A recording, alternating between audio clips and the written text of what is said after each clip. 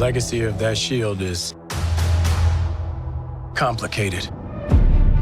Steve Rogers may have retired from his duties, but the legacy of Captain America looms heavy over the Falcon and the Winter Soldier, the next chapter of the MCU's television journey. That can be felt both within the story and the show's directorial style, which draws heavily from the Russo brothers' two Captain America films. This makes for a show that is, predictably, much more classically Marvel than the recent WandaVision. Similar to the show that it succeeds, though, the transition from movie to television allows for a much deeper exploration of two of the MCU's more underserved heroes.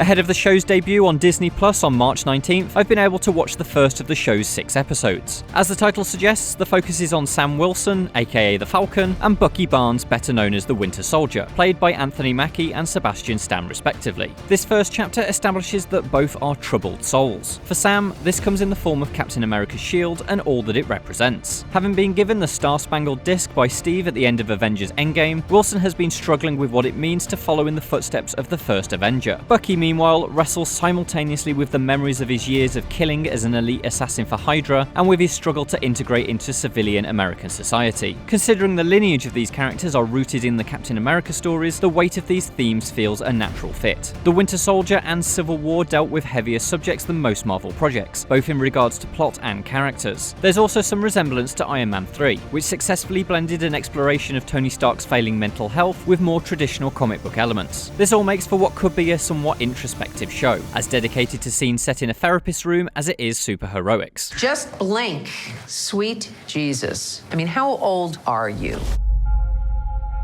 The first episode is zoomed all the way in on the personal lives of its titular duo. This makes for a good catch-up on how Sam and Bucky are coping in the aftermath of Avengers Endgame, but does mean there are only hints of the larger picture right now. At just 6 episodes long, the pace will likely pick up quickly, but it's worth noting that things do begin at a relatively slower pace. But based on what is here in this first installment, and knowing that Daniel Bruhl's Baron Zemo is part of the story, I've high hopes for something as densely and politically plotted as Civil War. Civil War is a neat comparison, in fact, with the first episode exploring similar territory around what it means to be a modern-day superhero, albeit at a more personal level, such as the issues of being a publicly recognised hero. That the Falcon and the Winter Soldier has space to explore issues like these promises a show that may offer some real depth when it comes to the psychology of being a superhero. While much of the opening episode deals with the personal struggles of Sam and Bucky, I really must stress that it's not all sad boys looking gloomy. The show opens on a thrilling aerial action sequence, which provides ample opportunity to put the spotlight on Falcon's flying skills. It's a particularly stunt-heavy piece, feeling more like a Mission Impossible movie than most of the MCU's hyper-glossy offerings. This does, of course, match the directorial style of the Russo brothers' Captain America films, which are famed for their thriller-style approach. This style continues through to a fight sequence involving Bucky, which once again successfully blends a more grounded fight style and grittier texture with the MCU's trademark slickness. In contrast to the recently concluded WandaVision, The Falcon and the Winter Soldier seems poised to be a much more straightforward show. Without the meta sitcom layered over the MCU shenanigans that we expect, this show's first episode has already begun drilling to the heart of its characters' situations, if not its overarching plot. It also does this in a much more familiar way. The credits roll after 44 minutes, and so the pace and structure is more akin to regular TV dramas. That's not to say it doesn't inherit some of WandaVision's other strengths though. You can still expect movie-grade effects, and there's already a tantalising cliffhanger to cling on to until next week's installment. It acts as a promise of another show that will keep us feverishly talking and theorising between episodes.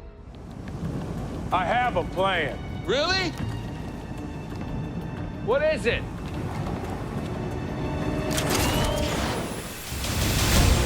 Less obvious right now is how strong its central cast will perform, but it's a great start for Anthony Mackie. He's not had a chance to be a leading man in the MCU before now, but there are several scenes in this first episode alone that make me confident he'll take the show in the right direction. It's much harder to get to grips with Sebastian Stan on the other hand, as his quiet and brooding character prevents him from being instantly likeable. There's certainly a new depth to Bucky revealed here though, and I hope that this takes him on a journey that allows Stan to really flex his sad boy muscles. The show doesn't feel as instantly led by its cast as WandaVision, which surprised and delighted within seconds of starting, but I don't foresee anything to worry about quite yet. Perhaps the biggest takeaway from episode 1 is that, while Steve Rogers may be absent, The Falcon and the Winter Soldier truly feels like an MCU Captain America TV show. Its first episode lays down questions of recovery and responsibility, issues the first Avenger himself once tackled with. It treats its core characters as the humans they are beneath the mask, one of the very values he fought for during the establishment of the Sokovia Accords. Combined with the thriller-style direction and storytelling, it promises a continuation of the Captain America mythos, just in in television form. If you're a fan of Marvel's comics, this setup may well remind you of Ed Brubaker and Steve Epting's run on Captain America, specifically when the focus of the series transitioned to Cap's supporting characters in the wake of his death. That's a great starting point, and if The Falcon and the Winter Soldier continues on this promising track, then Disney Plus will easily be 2 for 2 on its MCU track record.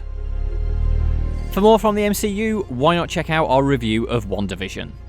There are no wizards. Doctor Strange Is a sorcerer. A sorcerer is a wizard without a hat. Think about it.